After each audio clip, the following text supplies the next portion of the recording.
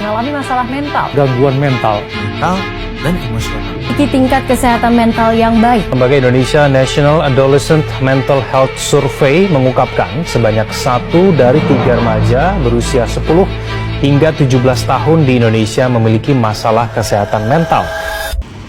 Edukasi tentang kesehatan mental di tengah tekanan akademik dan keluarga. Era yang serba kompetitif, keberhasilan seringkali diukur dari nilai rapor, indeks prestasi, peringkat kelas, atau pencapaian akademik lainnya. Tidak sedikit anak remaja hingga mahasiswa yang tumbuh dengan keyakinan bahwa nilai tinggi adalah satu-satunya jalan menuju masa depan yang lebih baik. Di sisi lain, keluarga seringkali memiliki harapan besar agar anak mereka dapat meraih prestasi terbaik. Harapan tersebut sebenarnya merupakan bentuk kepedulian dan kasih sayang, namun ketika harapan berubah menjadi tekanan terus-menerus, dampaknya dapat mempengaruhi kesehatan mental seseorang. Kesehatan mental adalah kondisi ketika seseorang mampu mengenali emosinya, menghadapi tekanan hidup, bekerja atau belajar secara produktif, serta membangun hubungan yang sehat dengan orang lain. Kesehatan mental bukan berarti seseorang selalu merasa bahagia atau tidak pernah mengalami kesedihan. Sebaliknya, kesehatan mental berkaitan dengan kemampuan mengelola berbagai emosi secara sehat. Sayangnya, masih banyak anggapan bahwa masalah kesehatan mental merupakan tanda kelemahan. Ada yang berpikir bahwa seseorang yang merasa lelah secara emosional hanya kurang bersyukur, kurang berusaha, atau terlalu sensitif, padahal tekanan yang berlangsung dalam waktu lama dapat mempengaruhi cara berpikir, emosi, bahkan kondisi fisik seseorang. Tekanan akademik dapat muncul dari berbagai sumber, jadwal belajar yang padat, tugas yang menumpuk, ujian yang datang silih bergantian, persaingan antar teman, hingga kekhawatiran terhadap masa depan yang seringkali menjadi beban yang tidak ringan.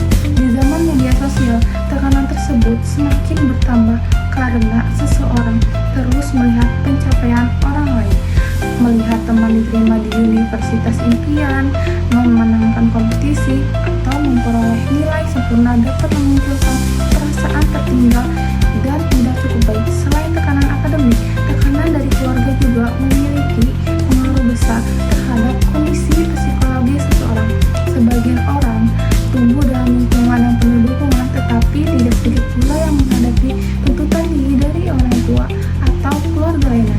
Kalimat seperti, kamu harus menjadi juara, jangan mengecewakan keluarga, atau lihat temanmu kenapa kamu tidak bisa seperti dia, mungkin dimaksud sebagai motivasi.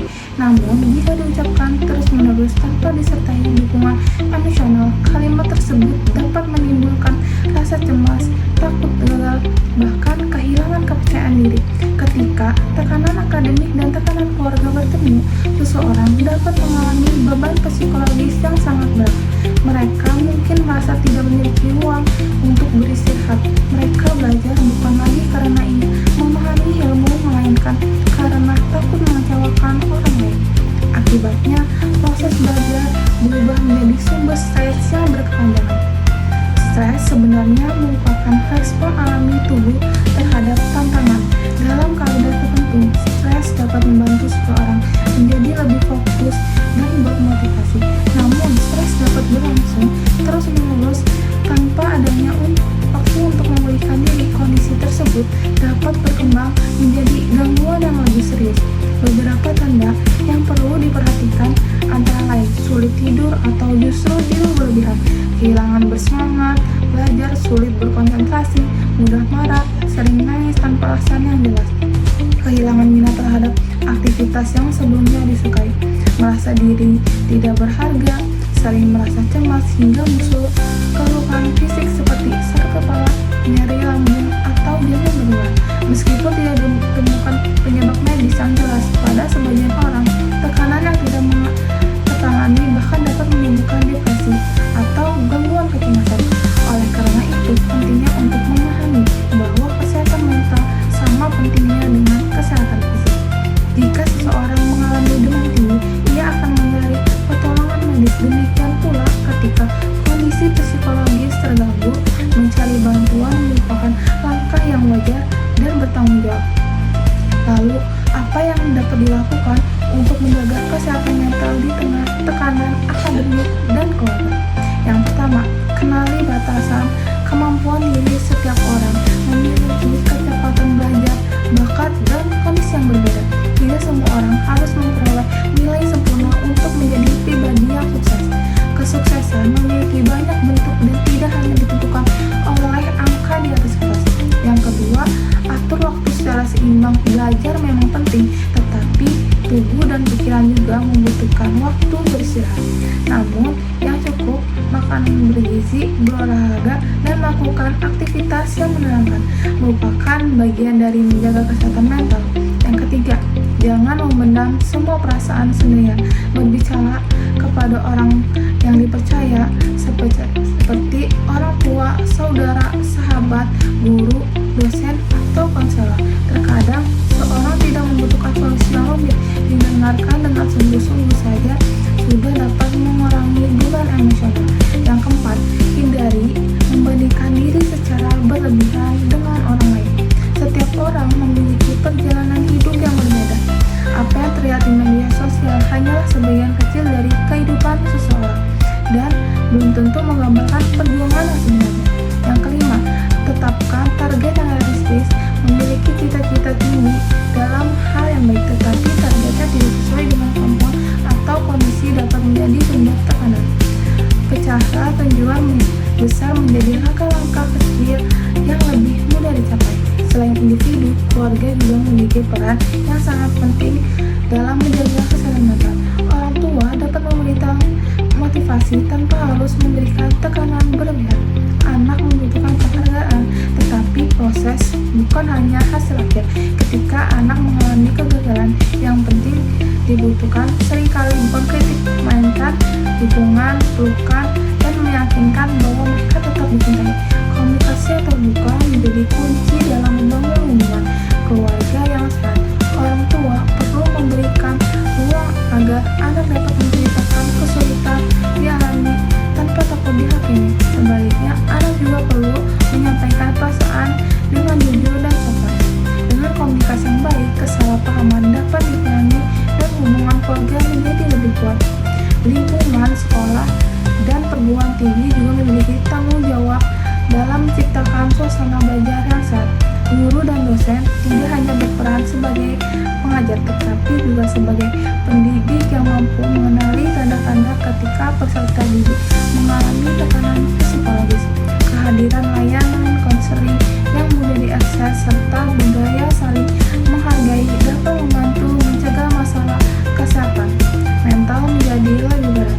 Masyarakat juga perlu mengurangi stigma terhadap kesehatan mental. Mengunjungi psikolog atau konselor bukan berarti seseorang lemah atau gila. Sebaliknya, itu merupakan bentuk kepedulian terhadap diri sendiri. Sama seperti kita pergi ke dokter ketika mengalami sakit fisik, mencari bantuan profesional untuk masalah psikologis juga merupakan langkah yang tepat. Perlu diingat bahwa nilai akademik memang penting, tetapi nilai tersebut bukan satu-satunya ukuran keberhasilan seseorang. Karakter, kemampuan bekerja sama, empati, kreativitas, kejujuran, dan kemampuan menghadapi tantangan hidup juga merupakan bekal yang sangat berharga. Dunia membutuhkan manusia yang tidak hanya cerdas secara intelektual, tapi juga sehat secara mental dan emosional. Pada akhirnya, setiap orang memiliki perjalanan hidup yang unik.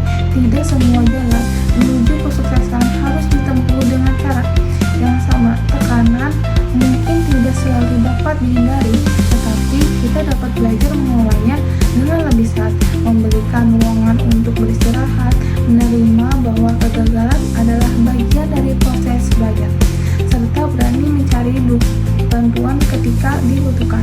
Merupakan langkah penting dalam menjaga kesehatan mental. Mari kita membangun budaya yang menghargai proses, bukan hanya hasil budaya yang mendorong prestasi tanpa mengorbankan kesehatan mental. Karena pencapaian akademik akan terasa lebih bermakna jika diraih dengan tubuh yang sehat, pikiran yang tenang, dan hati yang tetap terbuka. Kesehatan mental bukanlah kemewahan, melainkan kebutuhan menjaganya. Bukan hanya tanggung jawab individu, tetapi juga keluarga, sekolah, dan masyarakat. Dengan saling memahami, saling mendukung, dan saling mendengarkan,